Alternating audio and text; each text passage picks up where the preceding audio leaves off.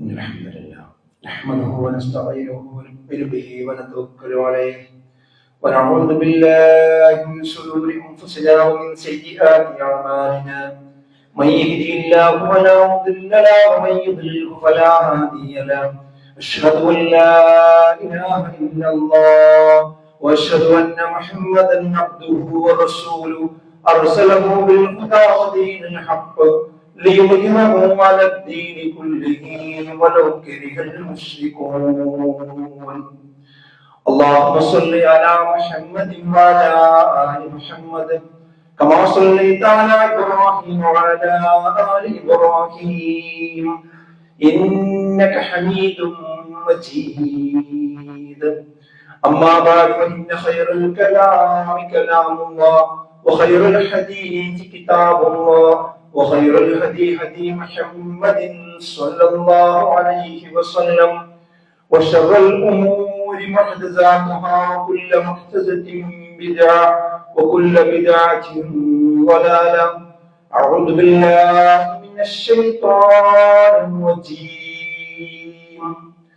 يا أيها الذين آمنوا اتقوا الله حق تقاته ولا تموتن إلا وأنتم مسلمون. بسم الله الرحمن الرحيم. ولقد فتنا الذين من قبلهم فليعلمن الله الذين صدقوا وليعلمن الكاذبين. ബഹുമാന്യരായ സത്യവിശ്വാസികളെ, വിശ്വാസികളെ, അള്ളാഹുവിനെ സൂക്ഷിച്ചുകൊണ്ട് അവന്റെ വിധി വിലക്കുകൾ ജീവിതത്തിന്റെ എല്ലാ മേഖലയിലും എല്ലാ സന്ദർഭത്തിലും പാലിച്ചുകൊണ്ട് ജീവിക്കണമെന്നും ഏവരെയും ഓർമ്മപ്പെടുത്തുകയാണ്, വസിയത്ത് ചെയ്യുകയാണ്. എന്തിനാണ് നമ്മുടെ ജീവിതത്തിൽ പ്രതിസന്ധികൾ കടന്നു വരുന്നത്? ഈ ചോദ്യത്തിന് ഉത്തരം കണ്ടെത്തുക എന്നത് വിശ്വാസികൾക്ക് വളരെ അനിവാര്യമാണ്. വിശുദ്ധ ഖുർആനിലും തിരുവചനങ്ങളിൽ ഇതിനുള്ള ഉത്തരങ്ങൾ അനവധി നമുക്ക് കാണാൻ കഴിയും. അതിലേറ്റവും പ്രധാനമായ ഒരു കാര്യം, ഓരോരുത്തരും സത്യത്തോട് എന്ത് നിലപാട് സ്വീകരിക്കും എന്ന് പരീക്ഷിക്കാൻ തന്നെയാണ് പ്രതിസന്ധികൾ അല്ലാഹു ഉണ്ടാക്കുന്നത്. പ്രതിസന്ധികൾ ഉണ്ടാകുമ്പോഴാണ് ഓരോരുത്തരുടെയും നിറം പുറത്തേക്ക് വരിക.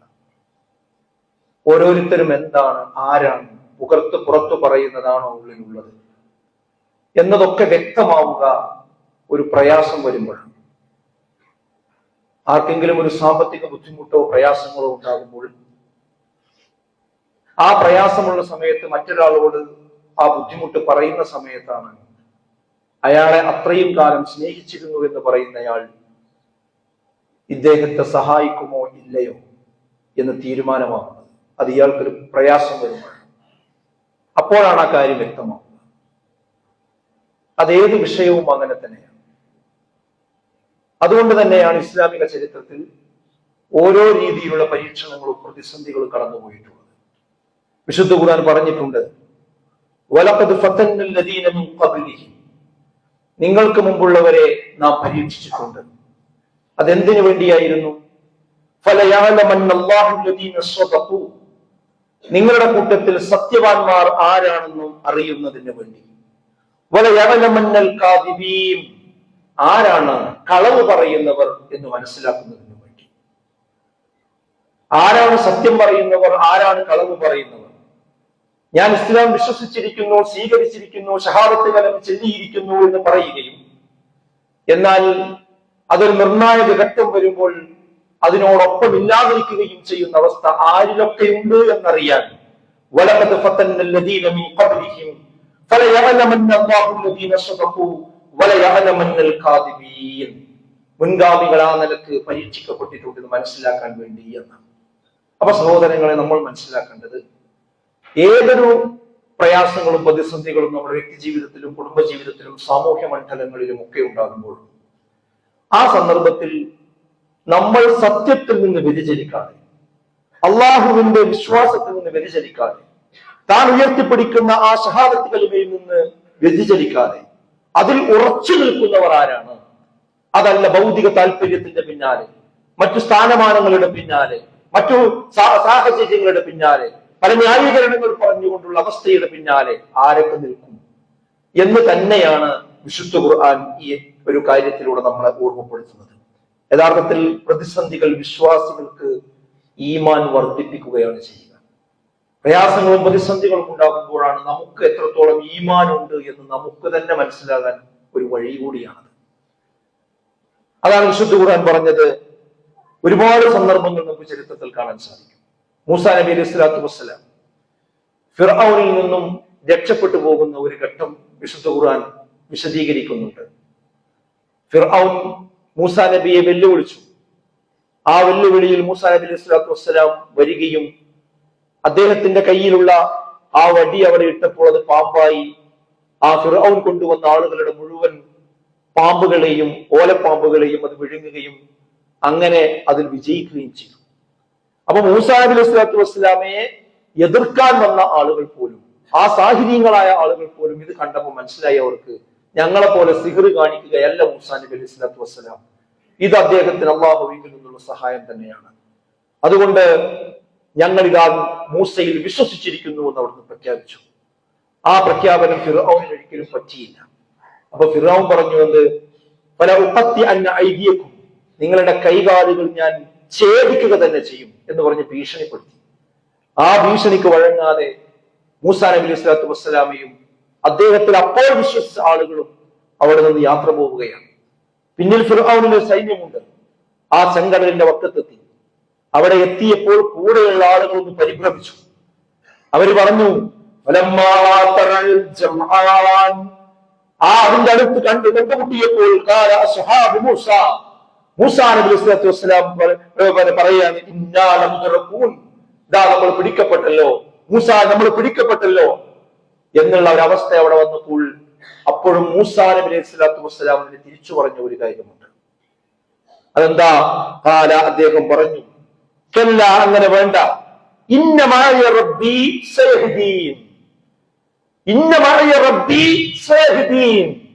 എന്റെ കൂടെ എന്റെ റബ്ബുണ്ട്, അവനൊരു മാർഗം കാണിക്കാതിരിക്കുകയില്ല എന്നാണ്. അവൻ മാർഗം കാണിക്കുക തന്നെ ചെയ്യുമെന്നാണ്. അതാണ് ഈമാൻ എന്ന് പറയുന്നത്. അതിന് മുന്നിൽ കടലാണ്, പിന്നിൽ സൈന്യമാണ്. കുറച്ച് സമയം കഴിഞ്ഞാൽ അവർ ആക്രമിക്കപ്പെടാൻ പോവുകയാണ്. കൂടെയുള്ളവർ പരിഭ്രമിക്കുകയാണ്.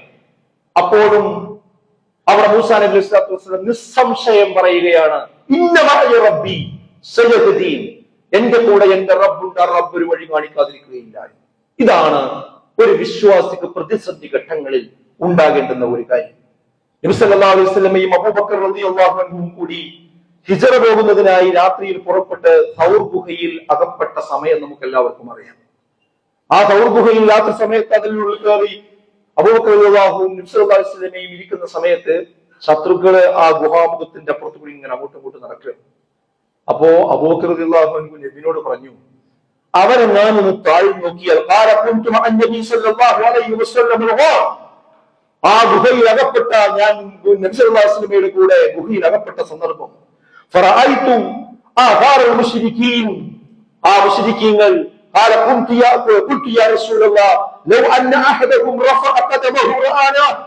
അവരെങ്ങാനും താഴ്ന്നു കുനിഞ്ഞു നോക്കിയാൽ അവരെ കാലുകര കാണാൻ പറ്റും, ഗുഹയിൽ ഇരുന്നു കൊണ്ടല്ല അങ്ങോട്ട് കൊണ്ട് പോണത്. അപ്പൊ അബൂബക്കർ പറയുന്നത്, അവരൊന്ന് കുനിഞ്ഞു നോക്കിയാൽ അവര് നമ്മളെ കാണില്ലേ റസൂലേ എന്ന് ചോദിച്ചു. റസൂലുള്ളാഹി സ്വല്ലല്ലാഹു അലൈഹി വസല്ലം മറുപടി എന്താ? അവിടുന്ന് പറഞ്ഞു, എന്താണ് അബൂബക്കർ താങ്കൾ പറയുന്നത്? നമ്മൾ രണ്ടുപേർ മാത്രമാണെന്നാണോ താങ്കൾ പറയുന്നത്? മൂന്നാമനായി നമ്മുടെ കൂടെയും അല്ലാഹു ഉണ്ടെന്ന കാര്യം നീ മറന്നു പോകരുത് എന്ന് നബി സല്ലല്ലാഹു അലൈഹി വസല്ലമ അബൂബക്കർ റളിയല്ലാഹുവിനെ അവിടെ ഓർമ്മപ്പെടുത്തുകയാണ്.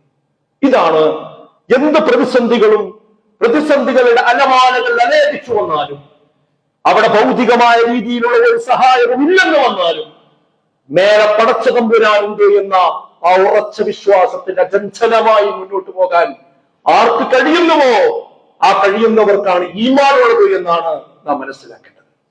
ആ ഈമാൻ പരീക്ഷിക്കപ്പെട്ടുകൊണ്ടിരിക്കുന്ന ഒരു കാലഘട്ടത്തിലൂടെയാണ് നമ്മൾ മുന്നോട്ട് പോകുന്നത്. അതാണ് നമ്മൾ തിരിച്ചറിയേണ്ട കാര്യം. ഇത്തരം പ്രതിസന്ധി ഘട്ടങ്ങളിൽ ആര് നമ്മളെ സഹായിച്ചില്ല എങ്കിലും പടച്ച തമ്പുരാൻ സഹായിക്കുന്നത് ചരിത്രമാണ്. വിശുദ്ധ ഖുർആനിൽ അവതരിപ്പിക്കുന്ന ചരിത്രമാണ്. ഇല്ലാ തൻസുറൂഹു അദ്ദേഹത്തെ നിങ്ങൾ സഹായിക്കുന്നില്ലെങ്കിൽ അള്ളാഹു സഹായിക്കുക തന്നെ ചെയ്യും എന്ന് വിശുദ്ധ ഖുർആനിലൂടെ നമുക്ക് കാണാൻ പറ്റും. ആയത്തിന്റെ ബാക്കിയിൽ പറയുന്നത് നിങ്ങൾ ലാ തഹ്സൻ, നീ ഒരിക്കലും ദുഃഖിക്കേണ്ടി വരില്ല, ഇന്നല്ലാഹു മഅനാ, നിശ്ചയമായും നമ്മുടെ കൂടെ അല്ലാഹുവുണ്ട്. ഫഅൻസലല്ലാഹു സകീനതഹു അലൈഹി, അദ്ദേഹത്തിന്റെ മുകളിൽ ശാന്തി അല്ലാഹു ഇറക്കുക തന്നെ ചെയ്തു. വഅയ്യദഹു ബിജുനൂദിൻ ലം തറൗഹാ, കാണാത്ത ഒരു സൈന്യത്തെ കൊണ്ട് അദ്ദേഹത്തെ ബലപ്പെടുത്തുകയും ചെയ്തു. വവജഅല കലിമത്തല്ലദീന കഫറു സുഫ്ലാ, ആ അവിശ്വാസികളായ ആളുകളുടെ വാചകങ്ങൾ താഴ്ന്നു പോവുകയും ചെയ്തു. വകലിമത്തുല്ലാഹിൽ ഉൽയ, അല്ലാഹുവിന്റെ വചനം ഉയർന്നു നിൽക്കുകയും ചെയ്തു. അല്ലാഹു അസീസുൻ ഹകീം, അല്ലാഹു പ്രതാപശാലിയും യുക്തിമാനുമാകുന്നുവെന്നാണ്. പടച്ചോനാണ് ഈ ലോകം നിയന്ത്രിക്കുന്നത്. നമ്മളെല്ലാവരും പടപ്പുകളാണ്. ഒരാളുടെ ഹൃദയം എപ്പോൾ മിടിക്കണം, എപ്പോൾ നിൽക്കണം എന്ന് തീരുമാനിക്കുന്നത് റബ്ബുൽ ആലമീനാണ്. ഈ ഭൂമി ലോകത്ത് എന്ത് നടക്കണമെന്ന് തീരുമാനിക്കുന്നത് പടച്ച തമ്പുരാനാണ്. അത് ഇന്ന് എഴുതി വെച്ചതല്ല. ഇവിടെ ഖിയാമത്ത് നാൾ വരെ ഈ ലോകത്ത് നടക്കുന്ന മുഴുവൻ കാര്യങ്ങളും അല്ലാഹുവിന്റെ ഗ്രന്ഥത്തിലുണ്ട്. അതിൽ ഉറച്ചു വിശ്വസിക്കുന്ന ഒരു വിശ്വാസിയെ സംബന്ധിച്ചിടത്തോളം അചഞ്ചലമായി ഏതൊരു പ്രതിസന്ധി ഘട്ടത്തിലും മുന്നോട്ട് പോകുവാൻ കഴിയുക തന്നെ ചെയ്യുമെന്നതാണ് ഈ ഇസ്ലാമിലെ ചരിത്രം നമ്മോട് പറയുന്നത്. യാക്കൂബ് നബിക്ക് മകൻ യൂസുഫിനെ നഷ്ടപ്പെട്ട് വർഷങ്ങൾ കഴിഞ്ഞിട്ടും അദ്ദേഹം അള്ളാഹുവിലുള്ള പ്രതീക്ഷ കൈവിടുന്നില്ല. ഒരു ദിവസമല്ല, 2 ദിവസമല്ല, വർഷങ്ങൾ കഴിഞ്ഞിട്ടും അദ്ദേഹം അത് പ്രതീക്ഷ കൈവിടുന്നില്ല. യാ ബുനയ്യ ഇദ്ഹബൂ ഫതഹസ്സസൂ, മക്കളെ നിങ്ങൾ വിവരം പോയി ഒന്ന് അന്വേഷിക്കുകയും പോയി നിങ്ങൾ വിവരം അന്വേഷിക്കും യൂസുഫ വഅഖീഹി, യൂസുഫിന്റെയും അവന്റെ സഹോദരന്റെയും. ഒരിക്കലും തന്നെ അല്ലാഹുവിന്റെ ആശ്വാസത്തെ കുറിച്ച് നിങ്ങൾ നിരാശപ്പെടാൻ പാടില്ല.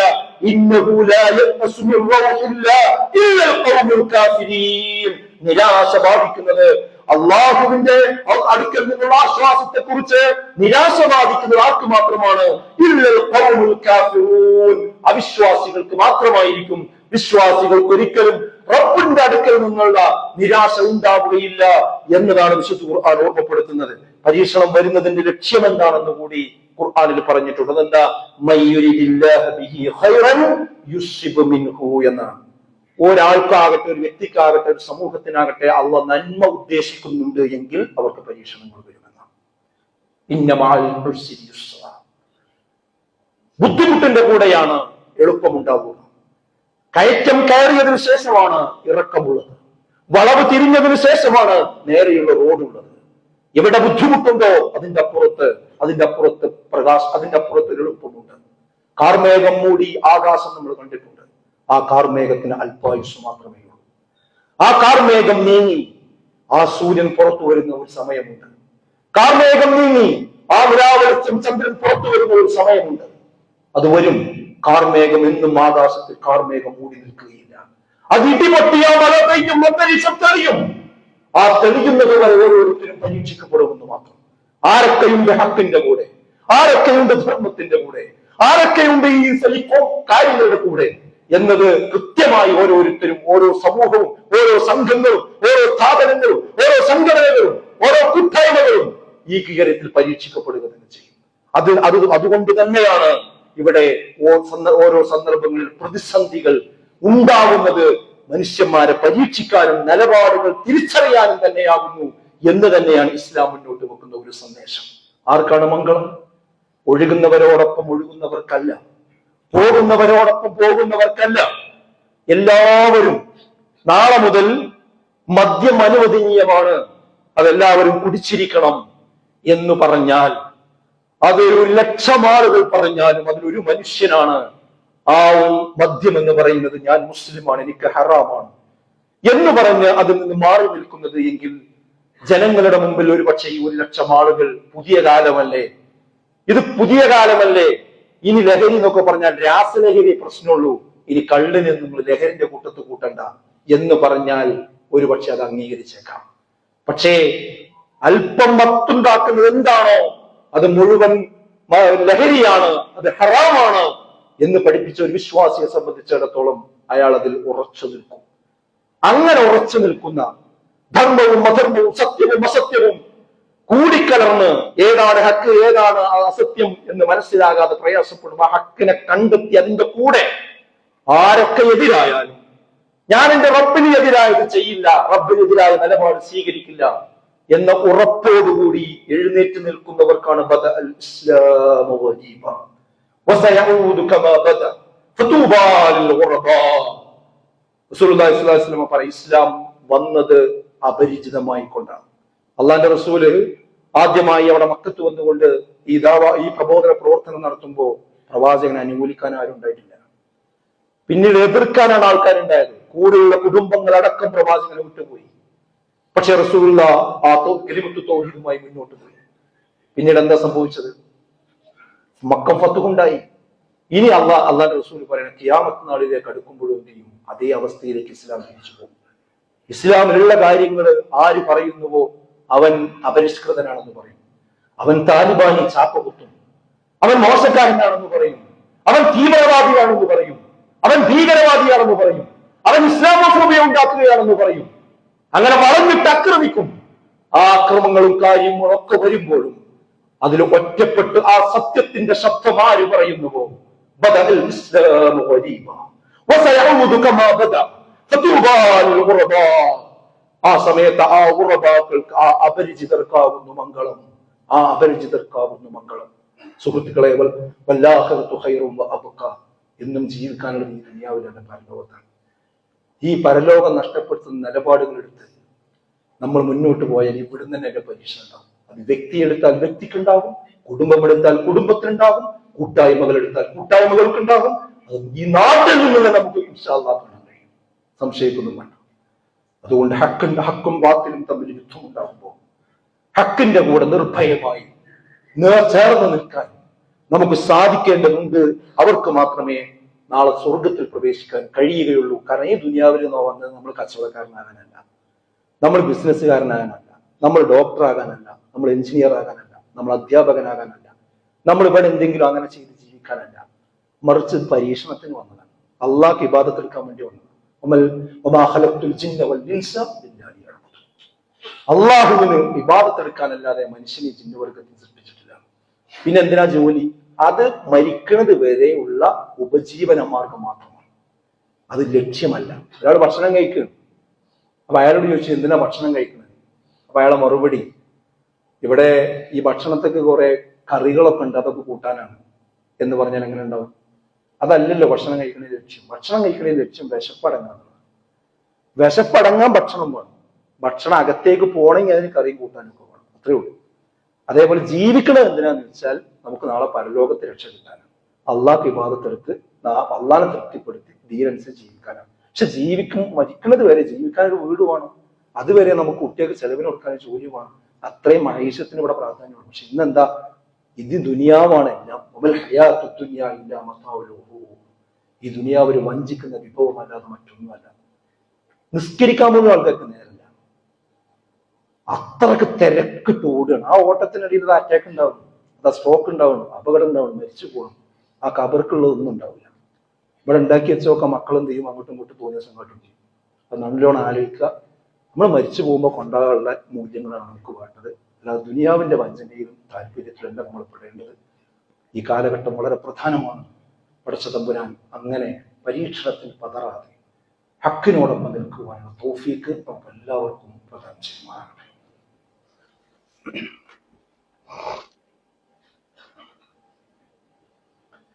അൽഹംദുലില്ലാഹ് വസ്സലാത്തു വസ്സലാമു അലാ റസൂലില്ലാഹ് വഅലാ ആലിഹി വസഹ്ബിഹി അജ്മഈൻ.